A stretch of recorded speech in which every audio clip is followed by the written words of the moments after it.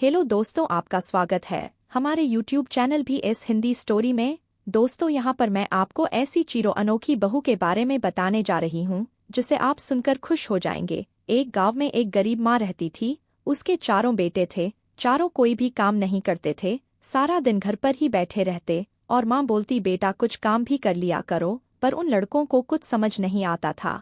एक दिन वह लड़के शहर गए हुए थे। वहां पर उन्होंने चारों लड़कियों को देखा और उन्होंने उनसे शादी कर ली। शादी करने के बाद वह उनको अपने गांव ले आए। गांव पहुंचने पर जब उनको माँ ने देखा, तब माँ बोली, अरे बेटा, तुम चारों यह कैसी अनोखी बहुएं उठा कर ले आए हो। किसी के हाथ लंबे हैं तो किसी के पैर। आखिर ये चारों मेरे इस गरीब झोपड़ी में कैसे रहेंगी? मेरा घर इतना छोटा है कि यह चारों कैसे रह पाएगी? माँ, तुम टेंशन क्यों करती हो? हमारी बीवियां सब संभाल लेंगी। और वैसे भी हम चारों भाई 1-2 दिन बाद शहर जा रहे हैं।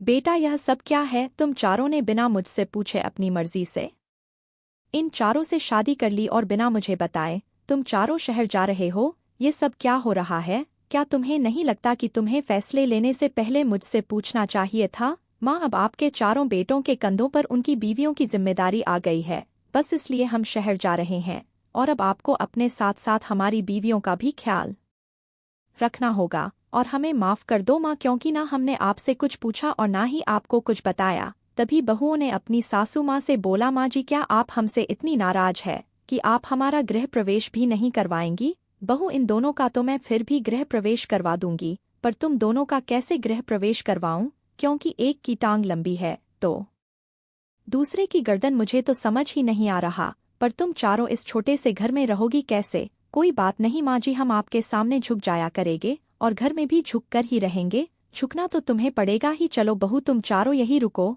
मैं अभी पूजा की थाल लेकर आती हूँ। इतना बोलकर रामा घर में जाती है और पूजा की थाल तैयार करके अपनी चारों बहू की आरती उतारती है और उन्हें घर में आने के लिए कहती है। पर जैसे ही रिया और सीता घर में आने लगती हैं, वह दोनों दरवाजे की चौखट में अट जाती हैं, जिसे देख रामा अपने चारों बेटों से कहती है कि बेटा, यह दोनों तो अंदर ही नहीं आ पा रही है और घर में आने के बाद खड़ी कैसे रहेंगी और घर के काम कैसे करेंगी? मेरा तो यह सब कुछ सोच सोच कर ही सिर दर्द हो रहा है। रामा की बात सुनकर रिया और सीता झुक जाती हैं तो और घर में आती हैं। घर की छत काफी नीचे थी, जिस वजह से वह दोनों आते ही जमीन पर बैठ जाती हैं। तो वहीं दूसरी ओर शीतल को खाने की खुशबू आती है और मैना को कुछ सामान बेचने वाले की आवाज आती है। आसपास में कुछ अच्छा बन रहा है, बहुत अच्छी खुशबू आ रही है। शीतल ने सासू माँ से पूछा, अच्छा माँ जी, आपको पाव भाजी हैं? क्या आपको खानी है?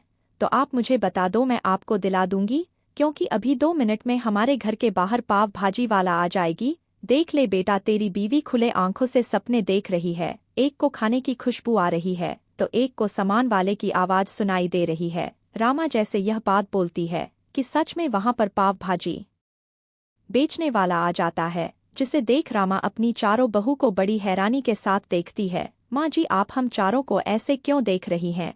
हमने कुछ गलती करी है क्या? बाहू, मुझे लगा सिर्फ तुम चारों दिखने में अजीब हो, पर मैं यह नहीं जानती थी कि शीतल बहू और गीता बहू के नाक कान ना सिर्फ लंबे हैं बल्कि बहुत तेज भी है। माँ, अब आपको समझ में आया हमने इन चारों से क्यों शादी करी। आप इन चारों की जिस कमियों को देखकर मुंह बना रही थी, हमने उन कमियों में इनका वह टैलेंट देखा है जो शायद किसी ने नहीं देखा। अगर देख लिया होता तो आज यह चारों हम भाइयों की बीवियां ना होती। रविंद्र की बात सुनकर रामा कुछ नहीं बोलती और फिर बहन बनाकर घर से बाहर चली जाती है और घूमते घूमते अमरूद के बगीचे में चली जाती है। अमरूद के पेड़ से कुछ कच्चे अमरूद तोड़ने लगती है, पर हाइट कम होने की वजह से वह अमरूद तोड़ नहीं पाती। गांव के शैतान बच्चों ने नीचे के सारे कच्चे अमरूद तोड़ लिए। अब इतने ऊपर के अमरूद कैसे तोड़ूं? रिया सीता से बोलती है, दीदी, हमें भी अमरूद के बगीचों में जाना चाहिए। माजी खेत में है, उन्हें अमरूद तोड़ने में दिक्कत हो रही है।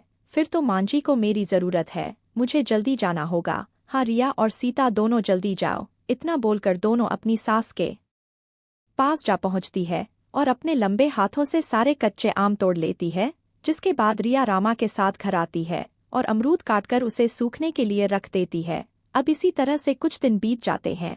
इन्हीं को कटकर कल ही तो मार्केट में बेच पाती हूँ और कुछ पैसे कमा पाती हूँ। माँ जी, आप फिक्र क्यों करती है? आपकी 4 बहू है ना, मैं अभी आपका काम आसान कर देती हूँ। अच्छा ठीक है बेटा, तुम सबके आ जाने से मुझे बहुत मदद मिली है। आपकी मदद करना। वैसे बहू, मैंने तुम चारों को जितना बेकार समझा था, तुम सब उतनी बेकार हो नहीं। तुम चारों दिल की बहुत अच्छी हो और घर के काम भी बहुत अच्छे से कर लेती हो। माँ जी, हमें खुशी है कि आपने हमें अपना लिया। हाँ बहू, तुम चारों ने मेरा दिल जीत लिया। अच्छा बहू, आज मोहल्ले में एक लोगों ने हम सबको खाने के लिए इनवाइट किया है और वहाँ पर कुछ डांस के प्रोग्राम भी होने वाले हैं, तो तुम सब जल्दी तैयार हो जाना, जिस टाइम पर उनके घर पहुँच जाए और फंक्शन भी देखने को मिल सके। और अच्छे से तैयार होना, क्योंकि सभी लोग तुमको देखेंगे। सभी लोगों ने कहा ठीक है माँ जी, हम सब टाइम से प्यार हो जाएंगे। इतना कहकर रामा वहां से निकल गई। इस तरह रामा की चारों बहुएं तैयार होने लगती हैं, पर उन्हें तैयार होने में समय लग जाता है। और जब तक वह लोग खाने के लिए वहां पहुंचते हैं, वह देखते हैं कि काफी भीड़ जमा हो चुकी है। और क्योंकि रामा की हाइट बहुत कम थी, इसलिए उसे मोहल्ले में हो रहा प्रोग्राम नजर नहीं आता। बहू, मैंने तुम चारों से कहा था समय से तैयार हो जाओ, पर फिर भी तुम चारों ने मेरी एक नहीं सुनी। देखो मोहल्ले में कितनी भीड़ लगी हुई है और पीछे खड़े होने की वजह से अब मुझे कुछ नजर ही नहीं आ रहा। पर माँ जी, मुझे सब नजर आ रहा है। बहू, तुझे तो सब नजर आएगा ही, तूने अपने पैर देखे हैं। हाँ माँ जी, मुझे मालूम है कि मेरे पैर बहुत लंबे हैं, पर आप फिक्र मत करो, मैं आपको ऊपर उठा लेती हूँ। दोस्तों, इसके आगे की कहानी जानने के लिए आपको अगली कहानी का इंतजार करना होगा। अगर आप कहानी सुनाने के लिए तैयार हैं, तो आप हमारे चैनल को सब्सक्राइब जरूर करें, जिससे आपको हमारे चैनल की नोटिफिकेशन सबसे पहले मिल सके। अगर आपको हमारी कहानी अच्छी लगी तो आप हमें कमेंट बॉक्स में जरूर बताएं। Thank you. मिलते हैं आपसे अगली वीडियो में, तब तक के लिए धन्यवाद।